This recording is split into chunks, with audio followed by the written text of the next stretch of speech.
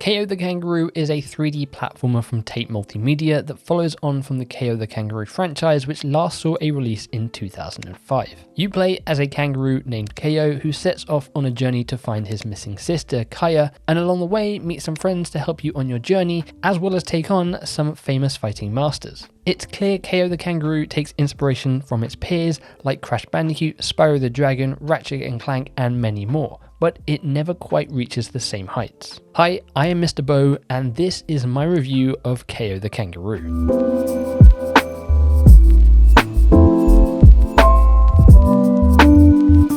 So Kao the Kangaroo took me roughly around 4 to 5 hours to complete. Now this playtime will vary depending on how many collectibles you can be bothered going after. This game features a ton of collectibles hidden throughout the levels. Just simply going through the levels normally, each level will take you roughly around 20 to 30 minutes. However, if you are someone who likes to get 100%, those levels may take you a little bit longer and may put another hour or two on your final total playtime. So let's begin by getting into the actual gameplay, starting off with combat. This game does combat really well. It was one of the things I was most worried about when starting this game up. Usually in platformers, combat isn't the best, but Kao the Kangaroo really nails it down. It feels almost like a lesser Batman Arkham game, where you're going from enemy to enemy, and as you're doing that, building up your special bar and then able to unleash an ultimate attack. That attack will then change depending on which gloves you have equipped currently at that time. I never got frustrated or annoyed when fighting an enemy. It always felt super simple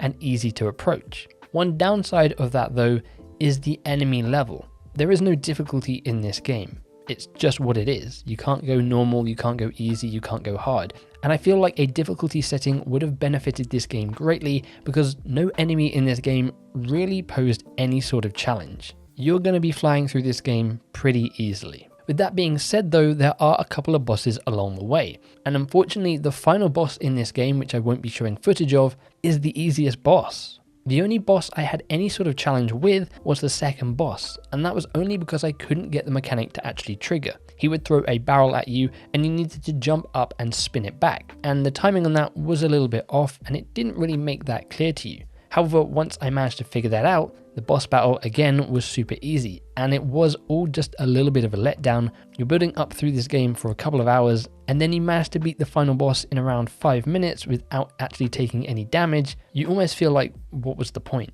However, one thing the game does really well from beginning to the end is the locations that you visit. You start off on the Hopaloo Island, you then travel to a jungle, then to a frozen mountain, and finally to the Eternal Isle, which has a great vibe and theme around it. Each hub world had around 3 levels based around these certain themes and was just enough so you never felt like you were just going through the same level over and over again. And the variety in the level was great. In some of the later levels, they even throw specific levels where you're just sliding or running away from something chasing you on screen, similar to those levels that you'd find in a game like Crash Bandicoot, and they were a nice refresher between some of the more linear platforming levels. However, one thing I felt was lacking with the levels was the hub worlds that you go to.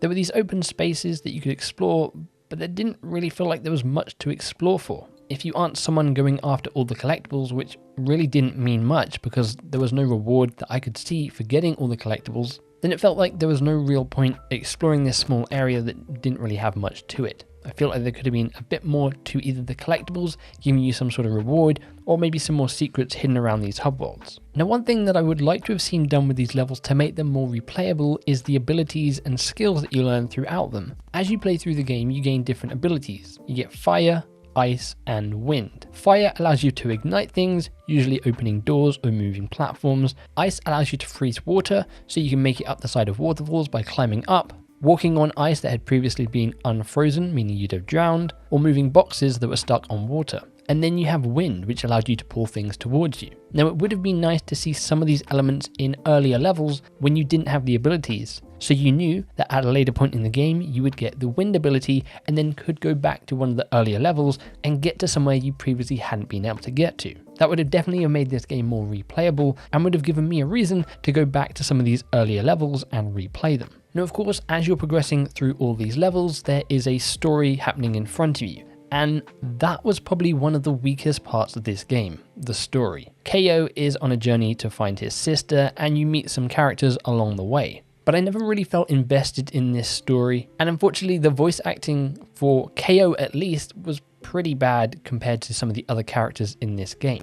While it never just quite reaches the same heights as some of the other 3D platformers available on the market in the year 2022, it's an overall great and enjoyable experience that does take other elements from other games and puts them in a nice, well-rounded package, and I highly recommend playing it if you are a fan of 3D platformers. Now, through my time playing this game, I only came across one issue, one glitch, one bug, whatever you want to call it, and I want to highlight it so it doesn't happen to you too. Now, I have reached out to see if I can get this across to the devs because I feel like it is an issue that is only with the Xbox Series X version. Now, this issue is quite a big one. So upon completing the game, it returns you back to the main menu. From there, I went to log back in so I could go back and get some of the collectibles that I had missed along the way. However, once I reached the main menu from it kicking me back at the end of the game, I realized that none of my progress had saved for the last 3 to 4 hours. I was right back at the beginning of the game. And I believe the main cause of this is Quick Resume. Quick Resume is a feature on Xbox that allows you to quit out of a game and load back into exactly where you were.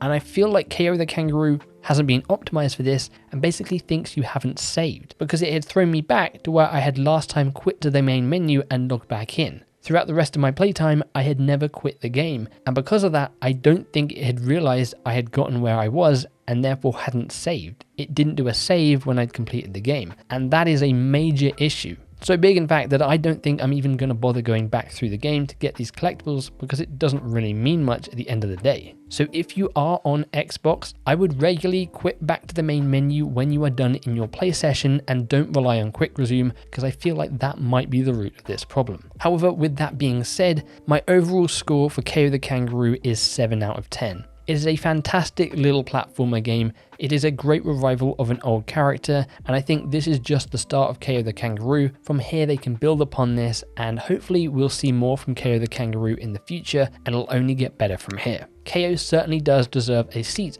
along the likes of Crash Bandicoot, Spyro the Dragon, Ratchet and Clank, Mario, and the list goes on. Thanks very much for watching my review. If you did enjoy this, then click that like button to show your support. If you aren't already, consider subscribing for more gaming content and coverage. Apart from that though, hopefully I'll catch you around, and until then, make sure you take care. Cheers.